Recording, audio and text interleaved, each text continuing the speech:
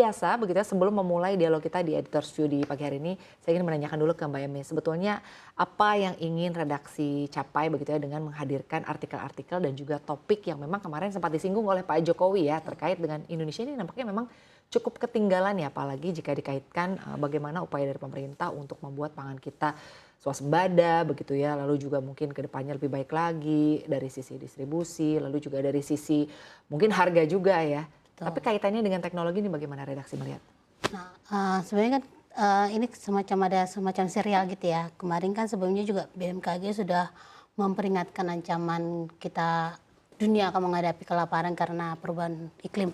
Nah, selang berikut Presiden juga menyoroti bahwa ada ancaman kelaparan. Nah, kita ingin melihat seberapa siap sih Indonesia menghadapi ancaman perubahan iklim yang bisa mengganggu ketahanan pangan, katakanlah di Indonesia dulu ya, sebelum bisa kita menjadi pemasok pangan dunia. Jadi itu yang kita mau sorot, kesiapan kita seperti apa, sampai di mana kita bisa merancang. Karena sebenarnya kita sudah, isu ini sebenarnya sudah pernah disinggung sebelum-sebelumnya. Uh, uh, Beberapa tahun lalu ada rame soal varietas-varietas bibit yang lebih baik untuk produktivitas lebih baik, atau misalnya varietas-varietas tahan hama tanaman gitu. Jadi kita ingin menyoroti seberapa siap sih Indonesia untuk menghadapi efek dari perubahan iklim yang bisa mengganggu ketahanan pangan kita ke depan gitu. Seperti yang disinggung Pak Presiden kemarin. Baik, Mbak Ema. Saya ingin ke Mbak Esa nih. Kalau dari kacamata Mbak Esa sendiri, sebetulnya nih pangan kita saat ini sudah seperti apa sih Mbak? Artinya kalau dikaitkan dengan masalah teknologi ya, ini masalah soal dana riset kah, begitu ya? Atau memang masalah soal SDM-nya kah itu? Atau seperti apa sih sebetulnya Mbak kondisinya yang nyata nih di tanah air kita seperti apa?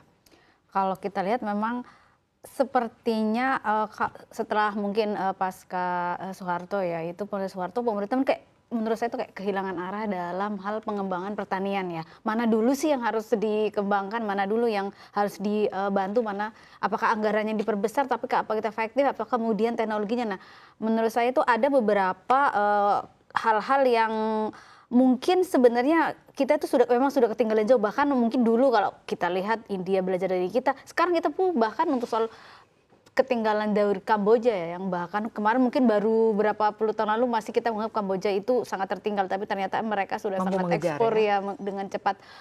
Bahwa pemerintah itu mungkin selama ini kayak mungkin setengah-setengah ya dalam membantu pertanian ini, karena bahkan kita tahu sekitar ada mayoritas penduduk kita itu kan di pertanian, tapi kemudian bahkan untuk mungkin sesederhana gini aja ya Mbak Sinta ya, bahwa kita tahu harga bawang itu sangat bisa fluktuatif oleh musim ya, tapi kenapa sih pemerintah tidak membangun mungkin masalah kayak pengering teknologi khusus mungkin di Brebes, di mana yang bisa mempertahankan kualitas bawang kita dengan sama ya, mungkin jadi harganya akan stabil. Kita mungkin iri dengan Thailand yang bisa begitu banyak mengolah produk petani bukannya beras ya, tapi juga soal buah-buahan dan mungkin hortikultura lain, ini yang mungkin harus dicontoh bahwa sudah saatnya kita jangan ribut aja, tapi kita fokusnya kemana dulu sih, apakah kemudian mengembangkan SDM-nya, ataukah juga teknologinya, ataukah mungkin bantuan di sisi mungkin subsidi apanya dulu gitu. Baik, kalau dari Mbak MS sendiri begitu ya, tadi sudah disampaikan oleh Mbak Esa, ini kan Pak Jokowi ada kunjungan begitu ya ke IPB ini, apalagi kunjungannya ini juga menyinggung mengenai soal tadi ya, kecanggihan teknologi ini sebetulnya memiliki peranan penting untuk bisa mengembangkan pangan kita lebih baik lagi ya. Kalau dari Mbak MS sendiri apa tanggapannya terkait dengan Jokowi yang berkunjung ke IPB?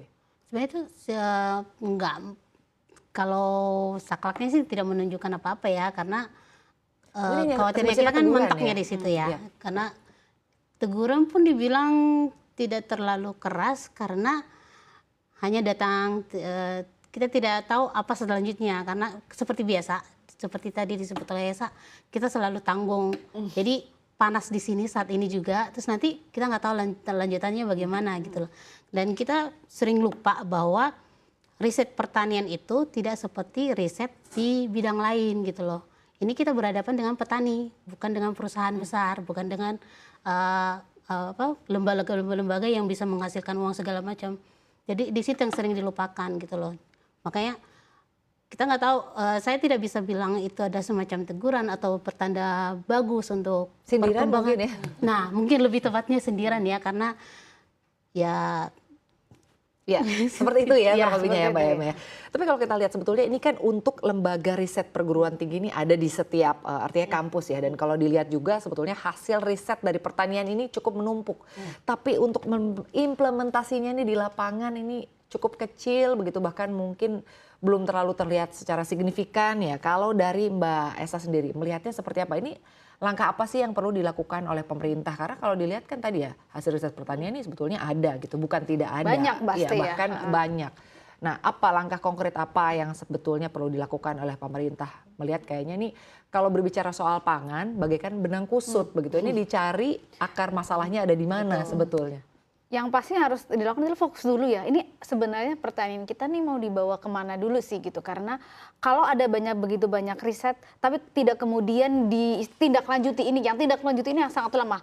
Oleh mungkin mahasiswa bisa menciptakan macam-macam ya. Kita tidak menyepelekan kemampuan dari pelajar kita dalam melakukan mungkin riset atau teknologi, membangun teknologi baru. Tapi kemudian tidak ada dukungan, ya udah sampai kemudian menghasilkan. Terus tidak ada langkah berikutnya. Padahal ketika sudah ada riset, kita harus dukung juga oleh bantuannya pihak dana nih untuk mengembangkannya. Ini yang agak susah. Mungkin sebenarnya pemerintah bisa kerjasama ya dengan mungkin perusahaan-perusahaan yang besar atau perusahaan yang ada kewajiban untuk mendukung riset-riset ini nih agar jalan lah, mungkin dari 10% aja yang jalan, jadi fokus jangan kebawa di mana-mana nih yang karena kalau sudah ada biasanya ada soal hak cipta juga. Ini Ya, lama sekali udah ketinggalan teknologinya, harusnya dibarengi dengan Didorong lagi kerjasama mungkin dengan menggandeng perusahaan-perusahaan yang berbasis pertanian, mungkin sawit kah atau siapa gitu ya. Baik, hasil risetnya sudah ada, SDM-nya juga sudah cukup baik begitu. Ini kita tinggal butuh dukungan dari pemerintah, mungkin baik dari sisi kebijakan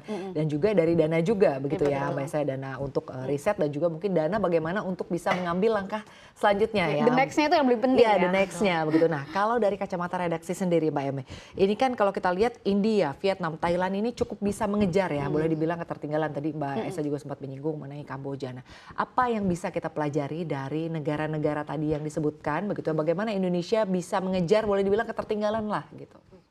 Sebenarnya kalau kita sebut kita ketinggalan dari mereka sih enggak ya, karena kita sudah beberapa langkah di depan gitu lah.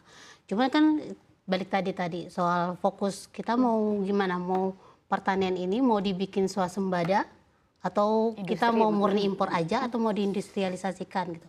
Dan harus dibikin peta-petanya di kotak-kotakan bahwa di beras itu seperti apa kebijakannya, di pertanian lain hortikultura seperti apa, terus pangan yang lain, perkebunan. Dan kita nggak bisa menerapkan kebijakan yang di perkebunan, katakanlah sawit misalnya, seperti di beras, nggak bisa. Berbeda treatment, baik dari sisi Hortikultura, inovasi maupun teknologinya. Betul, ya. hortikultura pun beda. Karena sawit kan berhubungan dengan uang yang sangat banyak, korporasi besar, keuntungannya jelas. Kalau dia dengan produktivitas sekian naik sekian, ada hitung-hitungannya. Kalau ke petani kan tidak ada hitungan yang jelas. Kalau misalnya kayak kemarin Pak Presiden bilang inovasi itu kalau bisa bukan 5 ke 6 tapi 5 ke 10 produktivitas. Tapi kalau misalnya petani sudah ada hasilnya 10, apa berikutnya? Berarti varietas itu juga harus bisa menenangkan petani, misalnya tahan perubahan iklim, tahan hama, terus seperti contohnya nih beberapa waktu lalu itu ada varietas tomat yang sangat tiba-tiba itu rame diperdagangkan di online karena bibitnya itu buahnya itu memang banyak ranum banget, terus tapi daunnya juga ranum. Nah masalahnya adalah dia tidak tahan iklim, jadi begitu hujan tanamannya ya. Nah itu yang menjadi kendala. Ketika si petani sudah membeli bibit yang mahal, nah itu jaminannya apa? Dan balik lagi tadi juga bibitnya mahal. Nah, kenapa pemerintah tidak bikin misalnya hasil dari kemarin Presiden sudah memerintahkan IPB buat riset yang lebih baik. Bikin dong misalnya memerintahkan BRIN itu dikembangkan lagi biar bisa lebih masif, tapi harganya bisa juga lebih murah dijual ke petani. Kenapa tidak itu digaris luruskan gitu loh. Baik. Nah, itu yang saya pikir fokus kita yang tidak ada di yang menjadi kekalahan kita dari Vietnam dan negara lain. Dari sisi inovasi dan juga teknologi begitu ya Mbak Eme yang